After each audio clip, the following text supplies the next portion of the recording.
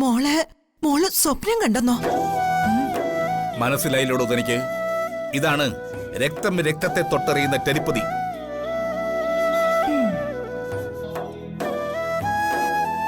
പൊക്കിൾക്കൊടി ബന്ധം, മാതൃസ്നേഹത്തിന്റെ ഇന്ദ്രജാലം. എന്റെ പൊന്നുമോള്.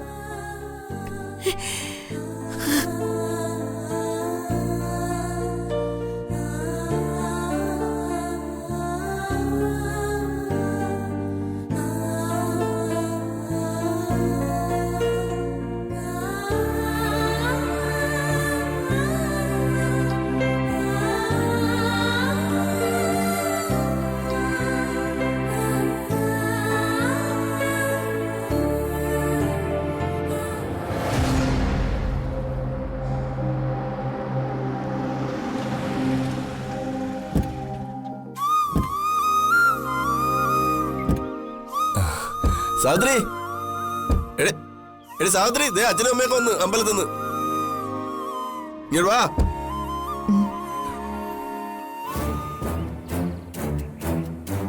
അമ്മ അവളെ മോളെ എഴുന്നള്ളിച്ചോട്ട് പോയതല്ലേ, എന്തിനാ എന്നെ വിളിക്കുന്നേ?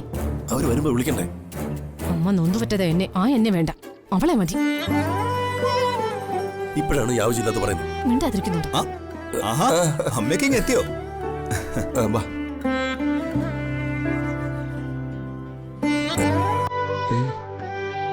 അല്ല, മീനാക്ഷിയുടെ കൈക്ക് ഇത് പറ്റി?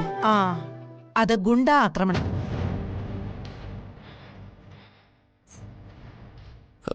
ഗുണ്ടാ ആക്രമണോ? സത്യമാ പറഞ്ഞത്. മീനാക്ഷി കൂടെ ഉണ്ടായതുകൊണ്ട് രാജലക്ഷ്മി രക്ഷപ്പെട്ടു. രാജലക്ഷ്മിക്ക് നേരെയായിരുന്നു ആക്രമണം. എനിക്കൊന്നും മനസ്സിലാവുന്നില്ലല്ലോ അച്ഛാ. എന്നെ ആരോ ആക്രമിക്കാൻ വരുന്നെന്ന് എന്റെ കൊച്ചുമകള് മീനാക്ഷി സ്വപ്നം കണ്ടു. അതുകൊണ്ട് ഞങ്ങൾ അമ്പലത്തിലേക്ക് പോയപ്പോ അവള് കൂടെ വന്നു. മാത്രമല്ല, കാർത്തിയെ വിളിച്ച് വിവരവും ധരിപ്പിച്ചു. കൃത്യസമയത്ത് കാർത്തി എത്തി. എന്നെ ഒരുത്തം വെട്ടാൻ വാളോങ്ങി. ആ വാളില് കയറി പിടിച്ചിട്ടാ മീനാക്ഷിയുടെ കൈ മുറിഞ്ഞത്.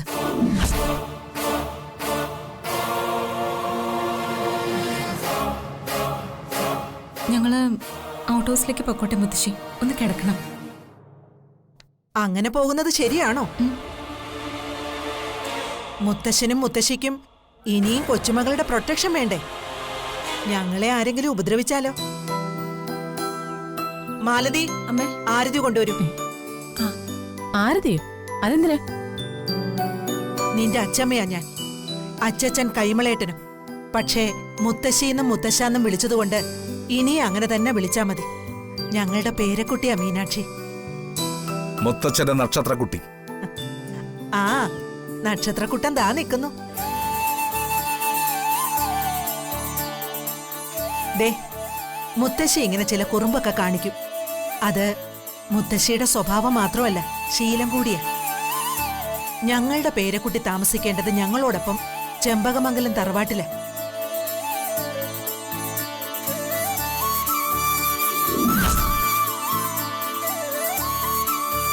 മുത്തശ്ശി, പൊന്നുമോളെ.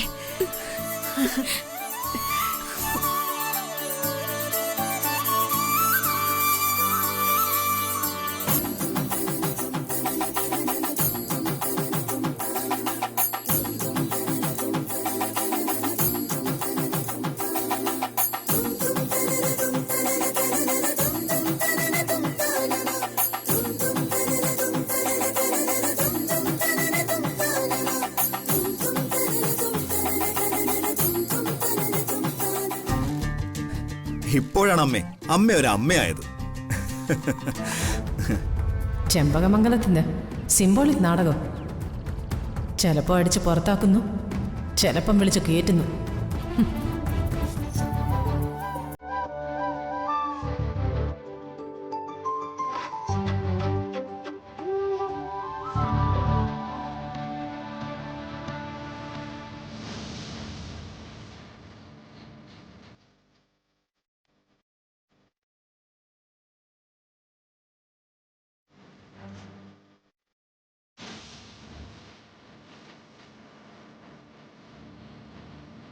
മുത്തച്ഛൻ്റെയും മുത്തശ്ശയുടെയും ഇടതും വലതും അങ്ങനെ ഒരാളായി ഞങ്ങളുടെ പുന്നാര മോളും.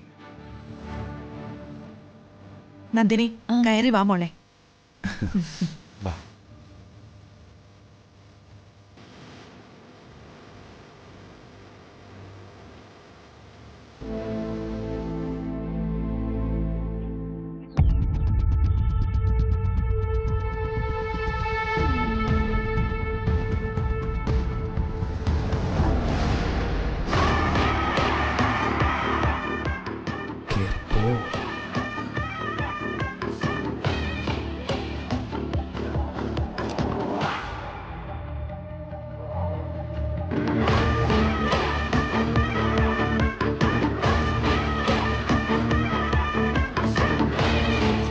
പെണ്ണിനെ കുത്തിക്കൊണ്ട് ഗരുഡൻ പറക്കുന്നുണ്ടല്ലോ. വൈശാഖി, ഏതാ ആ പെണ്ണ്? മൈഥിലി ചേച്ചിയാണോ? അങ്ങനെ വിട്ടാ പറ്റില്ലല്ലോ. വെളച്ചില് എന്റെ തറവാട്ടിലോ? നമ്മുടെ പ്ലാൻ എന്താന്നൊന്ന് തെളിച്ച് പറയടാ. പറയാടി, ഈ ചെവി അറിയരുത്. അറിഞ്ഞാ പണ്ടത്തെ അനുഭവം അറിയാലോ. നോക്കട്ടെ. അതിനേക്കാളും ഭീകരമായിരിക്കും. ആക്രമണം 4 പാടും ചേർന്നായിരിക്കും. വിശദീകരിക്കാതെ കാര്യം പറ.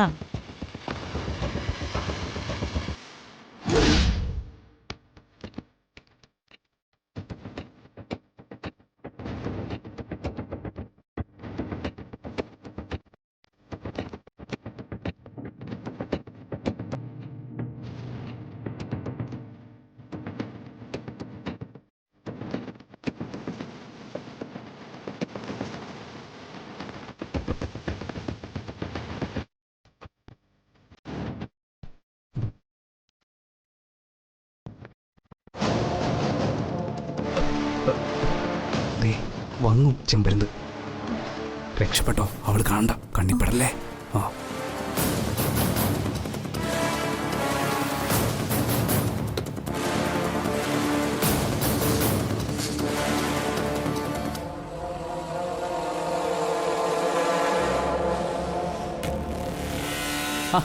അല്ല, ആരിത്? മീനാക്ഷിയോ?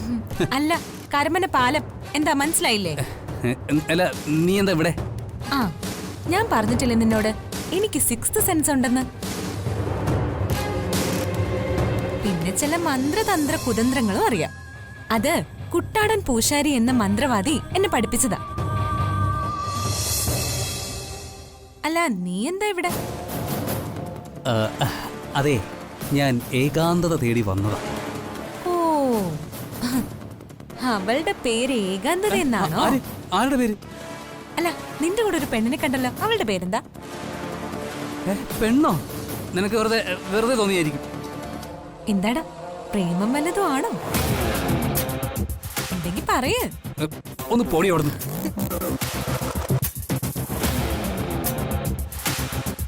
അല്ല, നിങ്ങളെന്താ ഇവിടെ നിൽക്കുന്നത്? ഇവന് ആരോടോ പ്രേമം. അടി ഉറപ്പാണെന്ന് ഞാൻ അഡ്വൈസ് ചെയ്യായിരുന്നു. നേരാണോടാ വൈശാഖേ? ഇവൾക്ക് വട്ടാണ് കാർത്തി. തനി വട്ട്. അല്ല, നീ എന്തിനാ ഇവിടെ നിൽക്കുന്നത്? ഇവിടെ ഒന്നും നിൽക്കരുത് കേട്ടോ. വരാൻ.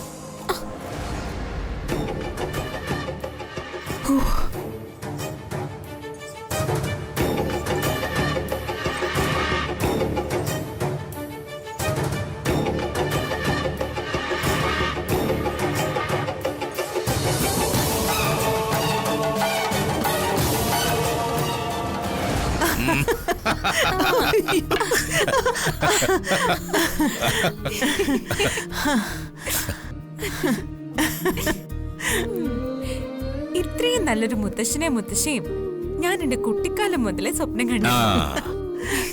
ഇപ്പോഴല്ലേ അറിയുന്ന ആ സ്വപ്നത്തില് നിങ്ങൾ തന്നെയായിരുന്നു എന്ന്. പിന്നെ ചേച്ചി,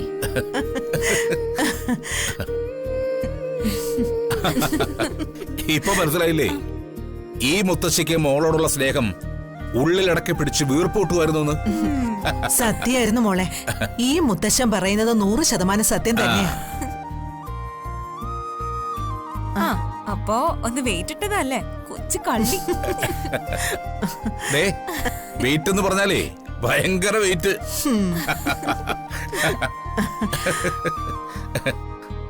ഓ സ്നേഹസാഗരം തിരതല്ല, തിരകളും ചുഴികളുമായി എന്തൊരു സ്നേഹം. തീരം തീരത്തെ പുണരുന്നു.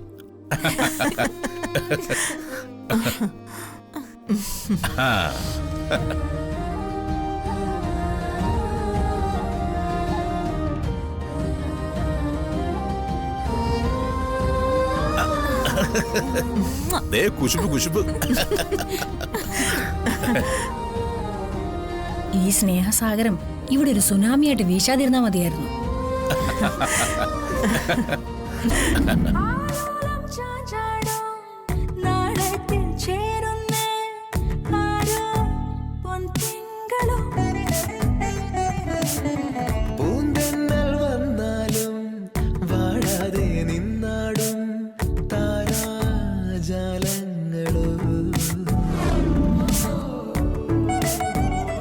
ഞാനും എന്റെ രാജലക്ഷ്മിയും എത്ര ഭാഗ്യം ചെയ്തവരാ. ചെമ്പകമംഗലത്തെ ഇടവപ്പാതിയും മീനച്ചൂടും കർക്കടക പാതിരകളും കഴിഞ്ഞു. മാനം തെളിഞ്ഞു. ഒരു പൂക്കാലം പോലെ ഞങ്ങളുടെ കുഞ്ഞും ഞങ്ങളോടൊപ്പം വന്നു ചേർന്നു. പ്രപഞ്ചങ്ങളായ പ്രപഞ്ചങ്ങളുടെ തമ്പുരാനെ, നിനക്ക് നന്ദി.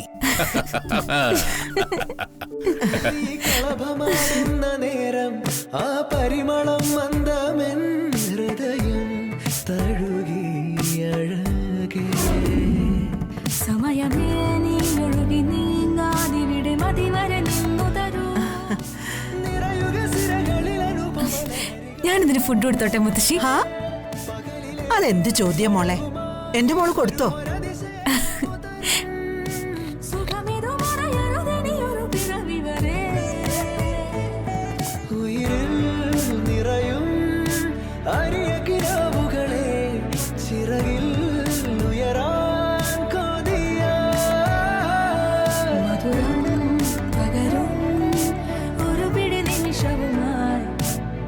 വഴി പോരുവതാരോ.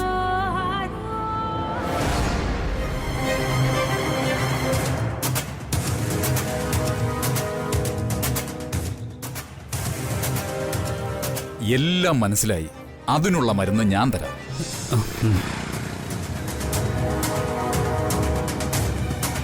ഇതിപ്പോ എത്ര മാസമായി? 3. അപോഷനുള്ള മരുന്ന് കഴിച്ചാ ആപത്താണെന്ന് ഡോക്ടർ പറഞ്ഞതാ. അതൊന്നും പേടിക്കണ്ട. ഈ മരുന്ന് കഴിച്ചാൽ ഒരാപത്തും വരില്ല. കുഞ്ഞ് മാത്രമേ ഇല്ലാതാകൂ, അമ്മയ്ക്കൊന്നും വരില്ല. ഉറപ്പാണല്ലോ അല്ലേ? 100% ഉറപ്പ്. ഇത് പാരമ്പര്യമായി ഞങ്ങൾ ചെയ്തു വരുന്ന ചികിത്സയാണ്. ധൈര്യമായിട്ട് ഈ മരുന്ന് കൊണ്ടുപോയിക്കോളൂ.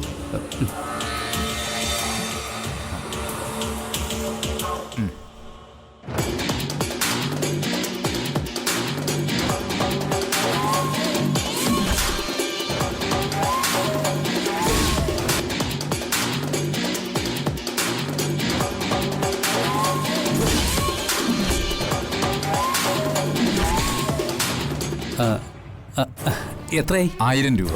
ഓ,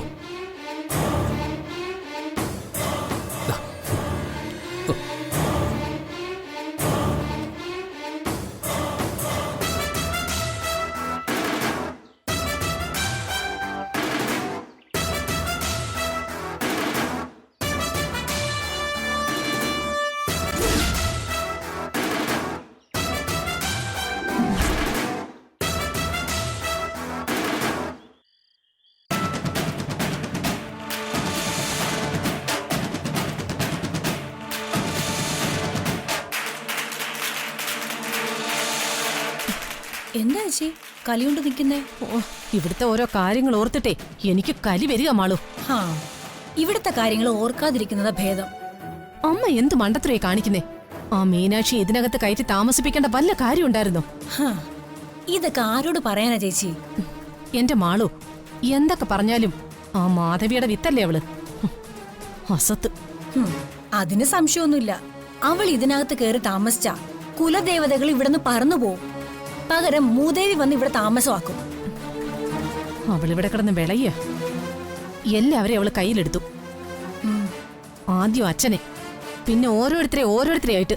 ഒടുവിതേ ഇപ്പൊ അമ്മേ ഇങ്ങനെ പോയാലേ നമ്മളും നമ്മുടെ കുടുംബവും കൂടെ ഇവിടുന്ന് ഔട്ടാവും സാവിത്രി ചേച്ചി. ഇവളെ ഇവിടെ തുരത്ത എന്താ ഒരു വഴി? അതാ ഞാനും ആലോചിക്കുന്നേ. ഇവളെ അമ്മയുടെ കണ്ണിലെ കരടായി ആദ്യം മാറ്റണം. അതെന്ത് വഴിയാ ചേച്ചി? മനുഷ്യനെ മൃഗമാക്കി മാറ്റുന്നത് ചില സാഹചര്യങ്ങളാണ്. ഇവിടെ അതുപോലൊരു സാഹചര്യം വന്നിരിക്കുന്നു. അവളെ ഞാൻ പുറത്താക്കും. അതിനുള്ള വഴി ഞാൻ തന്നെ കണ്ടെത്തും.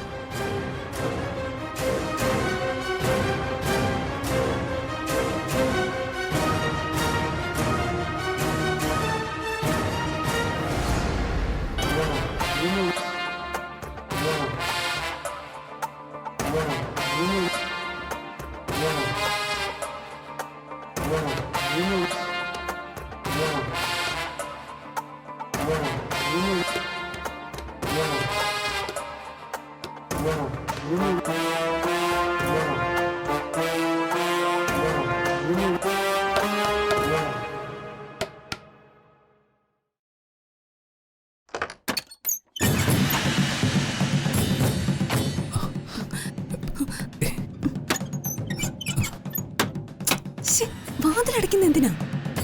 അപ്പോഴല്ലേ എല്ലാരും നമ്മളെ സംശയിക്കാം. ഞാൻ പറയാൻ പോകുന്ന കാര്യം നീയും ഞാനും അല്ലാതെ മറ്റാരും അറിയാൻ പാടില്ല. അതാ ഞാൻ വാതിലടച്ചത്. നീ വിളിച്ച കാര്യം പറയടാ. പറയാം. നീ നീ നീ അവിടെ ഇരിക്കേ.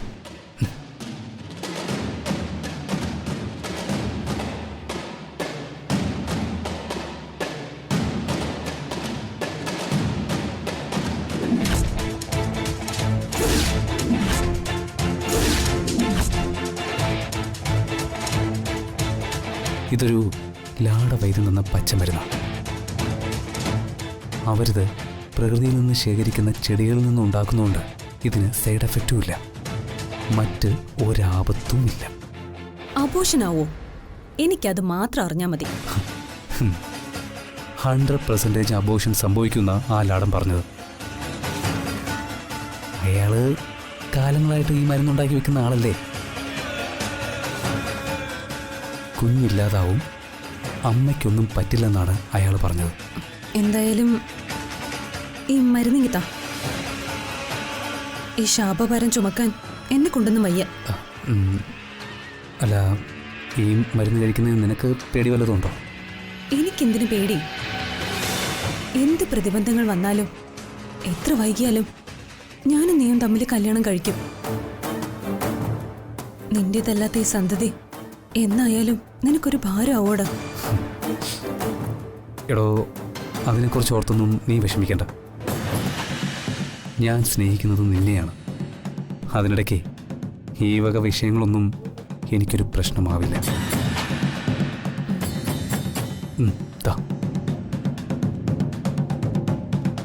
പക്ഷേ കാര്യങ്ങൾ എങ്ങനെയായാലും നീ ഈ മരുന്ന് കഴിക്കുന്നതിൽ എനിക്ക് ചെറിയൊരു പേടിയുണ്ട്.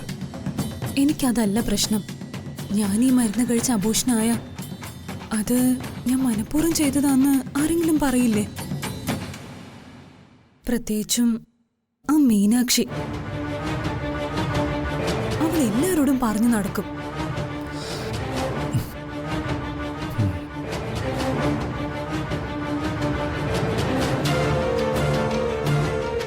ഇത് ഞാൻ ചെയ്തതാണെന്ന് എല്ലാവരും അറിഞ്ഞ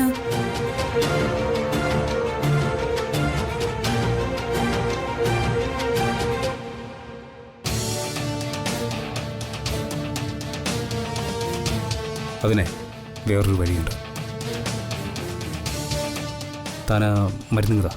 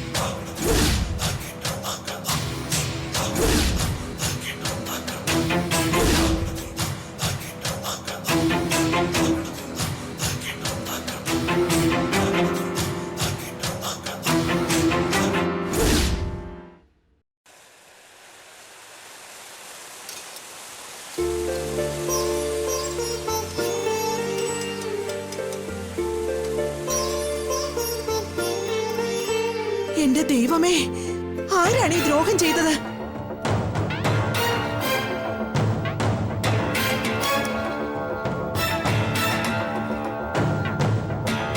എന്താ എന്താ അമ്മേ? എന്താ അമ്മേ? എന്താ?